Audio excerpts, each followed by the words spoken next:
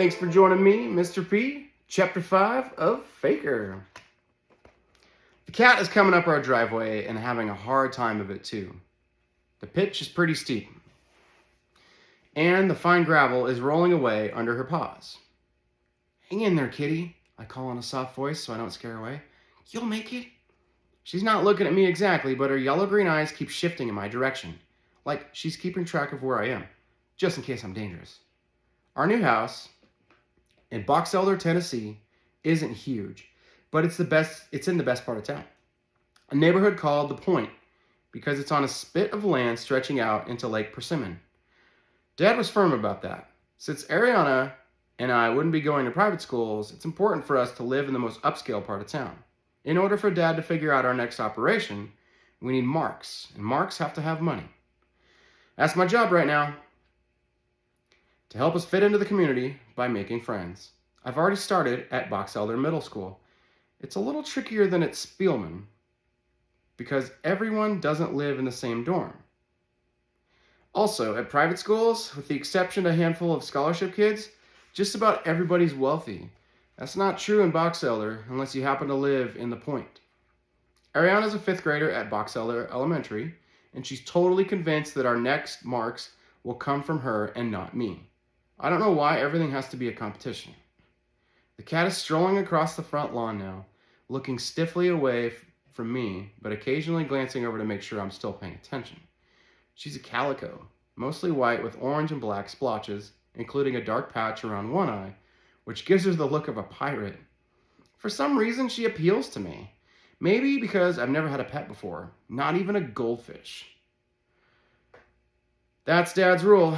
I don't know how many times he's told us the story of Ollie, the minor bird who couldn't unlearn how to say, "There's money hidden in the small suitcase."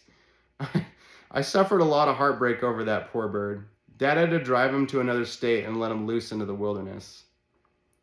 He got what he deserved, Ariana would always say, but I don't think so.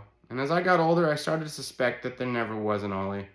Our father came up with the whole story so we wouldn't bug him about pets. Because of the family business, we have to be ready to disappear at a moment's notice, and you can't do that when you've got an animal or animals to take care of. I squat down and hold out one hand. Come here, kitty. The calico approaches cautiously, her tail high in the air, like an antenna to pick up bad vibes. I stroke her long body, feeling her soft fur. My last animal interaction was with Lord Gladstone, who outweighed me by at least 40 pounds. By the end of the dog show scheme, I'd spent a decent amount of time with the Great Dane, as we recruited 8 different Spielman dads as investors. I wish I'd taken a couple selfies with him. But of course, I would have lost those, and my phone ended up at the bottom of the Caribbean. There you are, Mona. Didn't I tell you to stay in the yard? The kid is my age. Logan somebody. I recognize him from school. She just showed up here, I explain. Mona's her name? He nods. Short for Mona Lisa, like the painting. I examine the calico's features. She really does have a mysterious half-smile between her orange and black patches. She's friendly. Not really, Logan admits. Her first instinct is usually to defend the house. Maybe she thinks she's a watch cat. Luckily, I'm not a burglar. I laugh, but there's a little bit of chill in it. I may not be a burglar, but I'm a different kind of thief. Logan frowns. I know you, right? Do you go to Box Elder Middle? I hold up my hand. Trey Kirkwood. We just moved here. I think we have a few classes together. Logan Romano. We shake. He points down at the shoreline. We're number 21. Good to meet you, I tell him, and mean it. His house is a sprawling modern home with gigantic windows. And is that a tennis court in the back? Logan is exactly the kind of person I need to meet. I feel a surge of pride.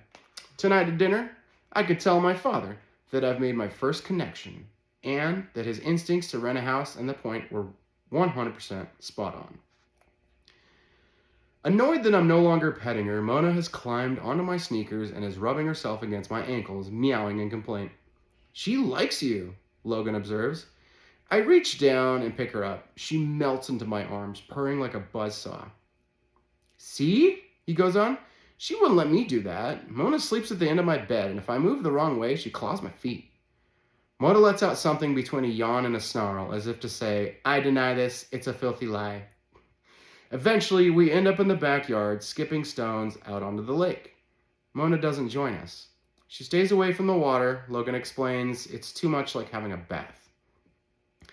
I figured Logan would be an expert stone skipper since he lives here, but he's actually pretty clumsy.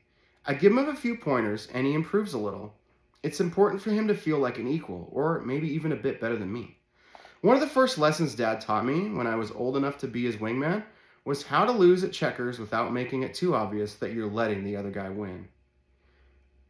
But why do I have to lose? I asked him. I was only 6, back when losing cut straight to the heart.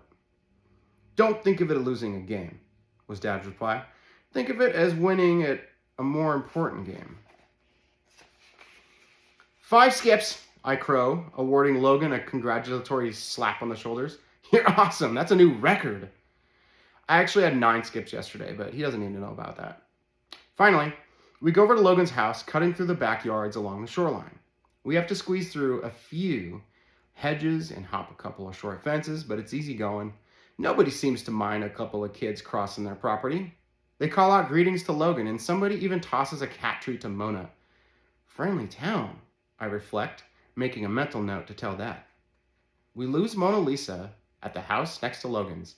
It's one of her favorite haunts. They keep their dog, Crocious, locked up all day. So Mona likes to stroll up and down in front of his window, rubbing in that she's free and he isn't. We can hear the craze howling up and down the point until Logan lets us in through the back of his door and shuts the slider behind us. And this is our house, Logan finishes, like we're on some kind of guided tour. The place is fantastic. Sprawling wide, single story, with soaring ceilings and sunlight pouring in through the skylights and huge windows. While we were at Calypso, Dad gave me a crash course in how to recognize truly expensive home furnishings, as opposed to cheap stuff that just happens to look fancy. Logan's place passes with flying colors. The rugs have a really tight weave, exotic patterns, probably Persian. I could tell by the wood grain in the furniture that the tables and the accent pieces are the real thing and not veneer. The couches are leather and rich fabrics. I run my hand along the back of one of them. No stray flaps or threads, well made. And on the walls, you guys have a lot of paintings, I comment. Framed canvases of all sizes hang everywhere, giving the place an appearance of an art museum. My folks are art dealers, Logan explains. This is nothing. You should see what they got over at the gallery. What kind of people name their cat Mona Lisa? Answer, art dealers. There's a problem though. I can pick out expensive rugs and furniture, but I don't know much about art.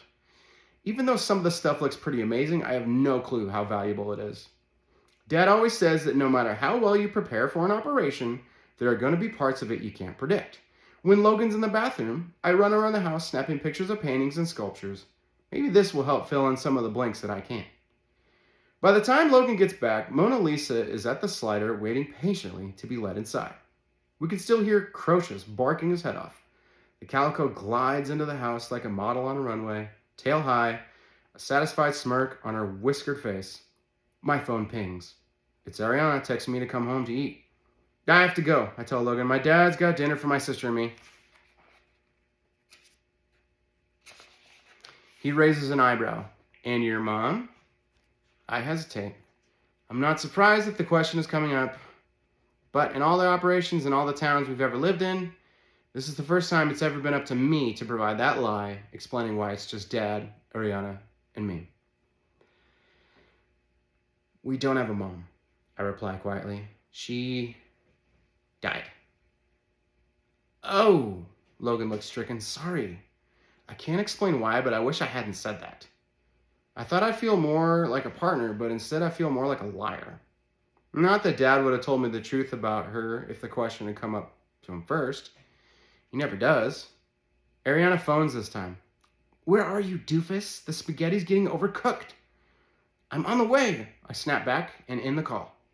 Logan shows me to the front door. See you on the bus tomorrow? Dad's been driving Ariana and me to school while we get settled in Box Elder, but for sure I'll meet some more people on the bus. I'll be there, I promise. Meeting more people is the whole point. Today is a good start. And that was chapter 5. Thanks for tuning in, guys.